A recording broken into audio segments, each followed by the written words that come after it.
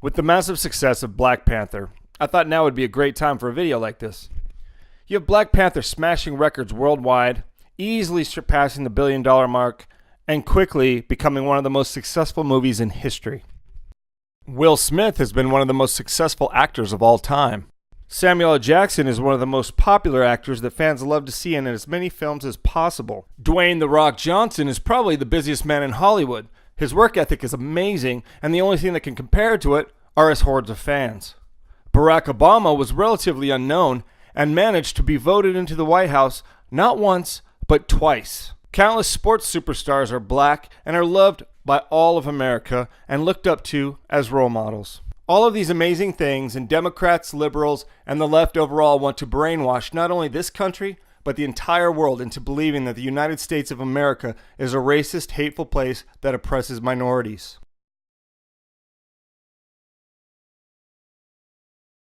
But none of these things could have happened if that were true.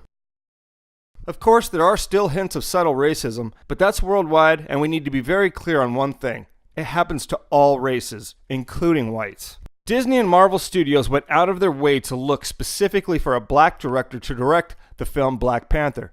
Their answer was in the very talented and black director Ryan Coogler. But think about that. They set out to find a director based on the color of his skin. That is the very definition of discrimination.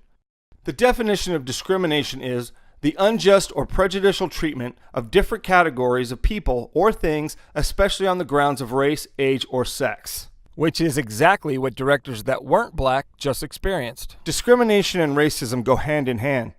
Let's not forget the intent to only hire a woman to film Wonder Woman, or the latest news that Marvel Studios was looking for a woman to direct their upcoming Black Widow film. It's as if we plummeted back in time and forgot the entire goal was equality. Gender and race should never play a part in the hiring process, yet here we are. The only silver lining is that at least they hired people like Patty Jenkins and Ryan Coogler who happen to be excellent at their craft.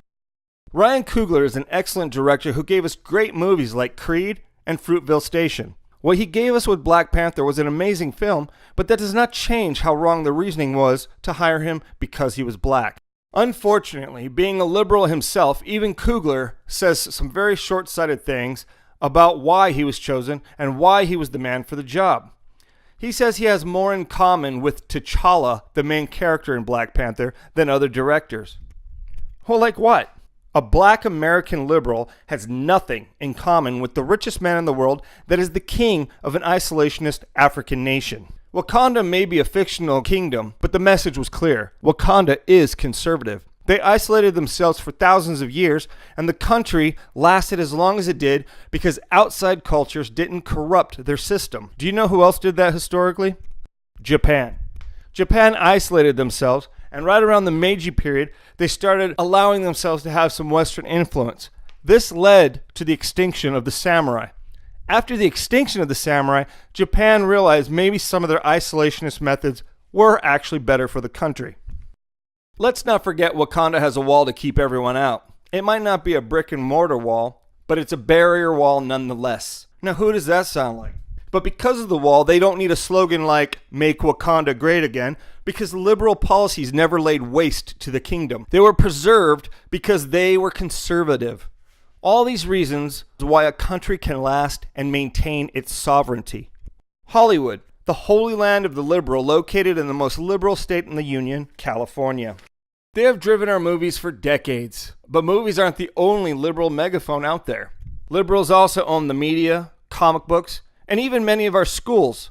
And through them, they teach us that race relations in this country are still like they were in the 60s. They now say that Trump is the cause of rising racism and that he has reactivated racism. American author and commentator Van Jones was myopic enough to call Trump's election a white lash. But when are people going to see the obvious? We wouldn't see success like Black Panther or Will Smith or Barack Obama if any of this were true. So why do they constantly push that message? If we are to believe the party line, then Democrats and liberals are all about helping minorities and women and pushing for equality. But if this were true, then why did it take so long for Wonder Woman and Black Panther to be made in the first place when Hollywood is the liberal holy land? If liberalism is against racism, then why, during the casting of the 1997 movie Spawn, did they say that Terry Fitzgerald a black character in the comic book had to be cast with D.B. Sweeney, a white man, because the film was becoming, quote, too black. If liberals are so against stereotypes, then why do they cast black people as thugs so often? Why did they deny a part to Christopher Judge because he wasn't, quote, black enough? The answer is simple. Christopher Judge speaks well, so he doesn't fit the liberal stereotype. Speaking of Christopher Judge, why is it so often on a sci-fi show, in order for them to have their diversity in the cast, they cast the black actor as the alien? Why not the lead? And the white guy as the alien?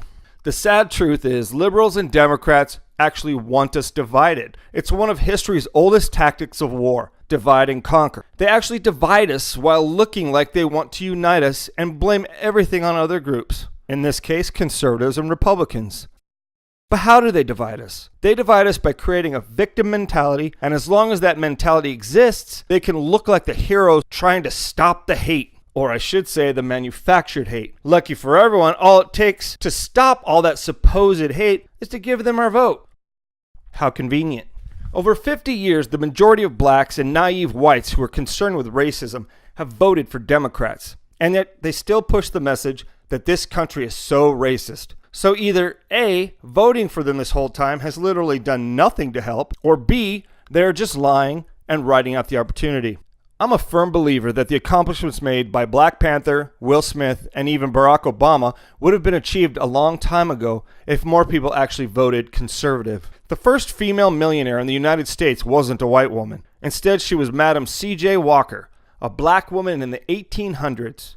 And yes, she supported Republicans. It was Democrats that set the civil rights movement back nearly 100 years. But even in the 60s, the Democrats actually voted against the Civil Rights Act. It had full support from the Republicans. Too bad many of us believe the complete opposite of the truth, because the left have brainwashed us all to do just that through the media and other forms of entertainment. They use identity politics to win elections, shame their opponents, and fabricate lies. Liberals and Democrats have been pushing identity politics for decades. Malcolm X knew it when he was alive, and he spoke about it constantly. The film by Spike Lee likes to glide over this message, but Malcolm X warned everyone that liberals are wolves in sheep's clothing. There are many whites who are trying to solve the problem, but you never see them going under the label of liberals. That white person that you see calling himself a liberal is the most dangerous thing in the entire Western Hemisphere. He's the most deceitful. He's like a fox.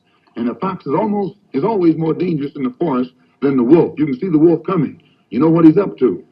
But the fox will fool you. He comes at you with his mouth shaped in such a way that even though you see his teeth, you think he's smiling and take him for a friend. He even went so far as to say, if you're voting for them, then you are a traitor to your race.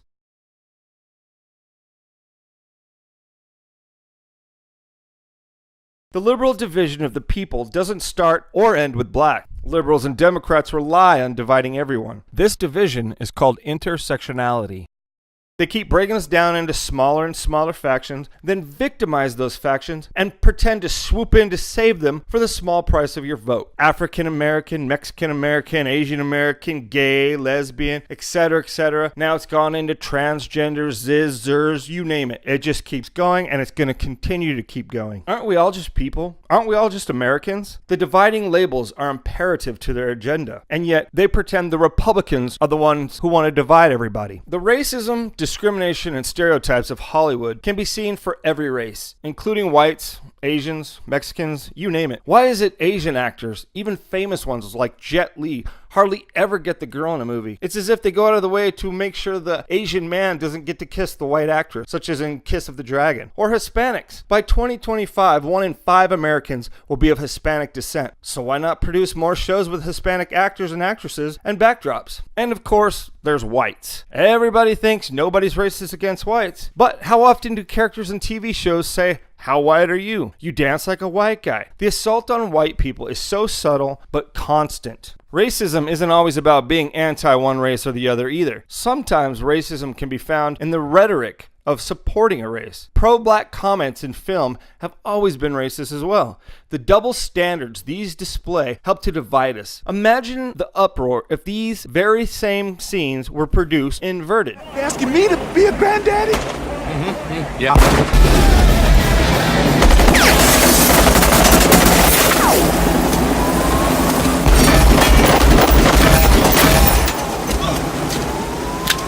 Is he black? much armor on, I can't tell. No, not him. The father of the baby. Okay. Please let him be black. Didn't your father ever teach you never send a boy to do a man's job? Speaking of boys, our stewardess friend must be feeling particularly unsatisfied. Charlie, you ever play roulette? On occasion. Well, let me give you a word of advice. Always bet on black. Imagine the uproar if there was anything exclusively white.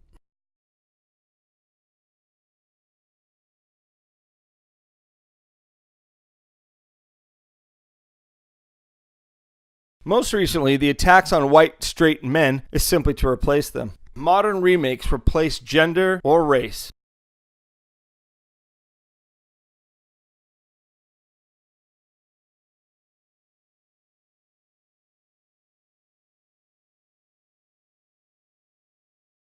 Comic books replace well-known characters with replacements.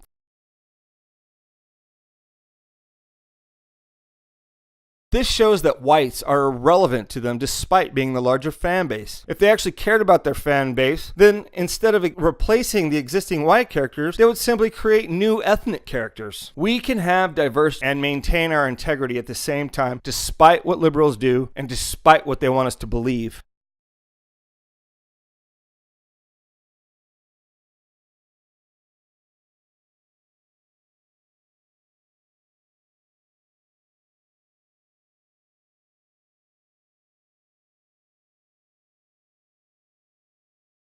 Let's not forget that even though Black Panther had a practically all-black cast and no one complained, that Thor, which is based on Norse religion, then made into a comic book, didn't have the same freedom despite being the same production company. Heimdall, a character in the comics and in mythology, is a white man, but forced diversity chose to make him black. So what they're telling us is forget Norse mythology. It doesn't matter. But apparently, it's very important to stay true to the Black Panther comic book. The current rumor is that the new James Bond may be black. Well, the books have clearly established his race, so that would be a racist thing to do. But not only that, what a missed opportunity on MGM's part. Imagine, instead of making 007 black, James Bond is introduced to a new agent in the organization. Let's call them 008 or something like that, and he's a black man, or maybe even a woman. Now, you have a black character, and MGM has two franchises instead of one. These two could have their own movies, or crossover movies, you name it. It would be another successful shared universe. But no, liberals don't think like this. Whites are so easy for them to cast out, replace, or made to be the villain that has become blatantly racist. It's the typical liberal answer. Overcompensate to hide that they are the problem in the first place. In the 1993 film Rising Sun, the villain in the film ends up being a white man. The problem with that is twofold. Number one, the film is about a Japanese corporation, and the company is all Japanese. Number two, the villain in the actual book was a Japanese man because it made sense to the story. But leave it to Hollywood and liberals to divide us and make sure the bad Japanese man was now a bad white man because they didn't want to offend Asians. So instead, it's okay to be racist against white people. Clearly, this is racism. And let's be clear, racism isn't wedged deep in this country's history. It's wedged deep in the Democrat Party's history. Ironically, most people think the Democrat Party have their best interests at heart, but the fact is they let progress trickle out when they want and when it's convenient for them and when they can benefit from it. They are in fact what is holding us all back. Liberalism is a dangerous facade. The latest move by liberals disguised as something good are their new diversity rules. In Britain, BAFTA, or BAFTA, made it so a film cannot be nominated unless it meets strict diversity rules. Also, there's the new Annenberg Inclusion Initiative, which created the Inclusion Rider. The Inclusion Rider is a set of rules to make films reflect the world we live in. Exactly. So, according to demographic statistics, a movie should be 75% white, 18% Latino, 13% black, and 5% Asian. At first thought, it sounds great, right? But then you realize not all stories work that way. Some historical pieces wouldn't work. A film set in an isolated country wouldn't work. And if you get down to it, then Black Panther itself would not have been made and going forward cannot be made because it is almost exclusively one race. But of course, being liberals, they won't acknowledge that small detail because there are so many blacks in the film, they'll meet the unwritten diversity requirements. But diversity means variety. So either A, the inclusion rider cannot work, or B, it can work by discriminating against whites. There's no equality there, and there's no diversity there. What is equality? Equality is the state of being equal, especially in status, rights, and opportunities. Equality means you are not being discriminated against for the color of your skin or your gender, but it also means you're not being rewarded for it either. We need to be treated for our merit, for our accomplishments, and for our character, but not the color of skin or what gender we are. Isn't that the world we want? To reach our goals from our commitment and efforts? But here we are, living in this never-ending cycle because we are brainwashed by liberals and Democrats. Liberalism has fooled us all. It's up to us to make sure it doesn't continue to do so.